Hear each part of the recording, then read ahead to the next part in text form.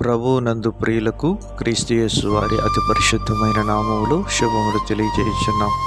ఈ దినము హెబ్రోన్ క్యాలెండర్ వాగ్దానము, తానే మీ కొరకు యుద్ధము చేయువాడు.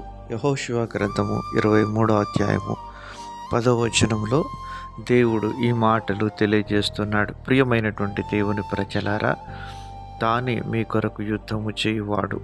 నిజంగా ఇశ్రాయేలు పక్షంగా ఉన్నటువంటి దేవుడు నరుడు కాదు అని బైబిల్ సెలవిస్తూ ఉంటున్నది. ప్రియమైనటువంటి దేవుని ప్రజలారా, ఇశ్రాయేలును కాపాడు దేవుడు కొనుకడు నిద్రపోడు అని దేవుని వాక్యం ఖచ్చితంగా సెలవిస్తూ ఉంటున్నది. ఆనాడు ఈనాడు ఏనాడైనా దేవుడు తన ప్రజల పక్షంగా పక్షిరాజు తన పిల్లలను కాపాడునట్లుగా ఇశ్రాయేలు యెరూషలేమును కాపాడుతూ ఉంటున్నాడు. ఆయనే వారి పక్షంగా యుద్ధములు జరిగించి వారి కొరకు గొప్ప కార్యములు జరిగించేవాడుగా ఉంటున్నాడు.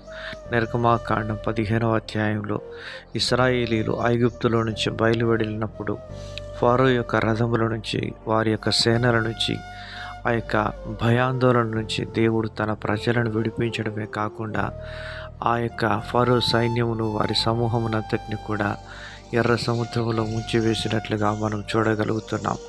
ప్రియమైనటువంటి దేవుని ప్రజలారా, నీకు విరోధంగా రూపించబడిన ఏ ఆయుధము వర్తిల్లదని దేవుడు తన ప్రజల పక్షంగా ఆయన వాగ్దానం చేస్తూ వచ్చినాడు. కనుక శత్రువైనటువంటి అపవాదిని, వాని కార్యములను సంపూర్ణంగా లయపరిచి దేవుడు ప్రజలకు క్షేమమును, సమాధానమును, సంతోషమును అనుగ్రహించేవాడుగా ఉంటున్నాడు. ఎందుకనగా ఆయనకు సైన్యములకు అధిపతి వగు యెహోవా అని ఆయనకు పేరు ఉంది. కనుక ప్రియమైనటువంటి దేవుని ప్రజలారా, దేవుడు నీ పక్షంగా పోరాడేవాడుగా ఉంటున్నాడు. రోమపత్రికలో రాయబడుతూ వచ్చింది, దేవుడు మన పక్షముగా ఉండగా మనకు విరోధి ఎవడు? అవునండి, దేవుడు మన పక్షంగా ఉన్నప్పుడు మనకు విరోధి ఎవడు?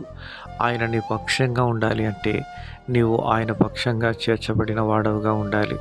ఆయనను ప్రేమించి, ఆయనను హత్తుకొని, ఆయన మాటకు లోబడి, ఆయన అధికారానికి విధేయత చూపినప్పుడు నీ జీవితంలో నీ పక్షంగా దేవుడు పోరాడేవాడుగా ఉంటున్నాడు.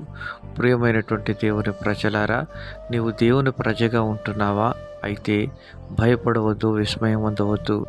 ఆయన యందు విశ్వాసం ఉంచి, విశ్వాసమున కర్తయు దాన్ని కొనసాగించేవాడైన యేసు వైపు చూస్తూ మన ఎదుట ఉంచబడిన పందెములో ఓపికతో పరిగెత్తుటకు ప్రభు మనకు సహాయం చేసేవాడుగా ఉంటాడు. అలాంటి కృపను ప్రభు మనకు దయచేసి నడిపించునుగాక.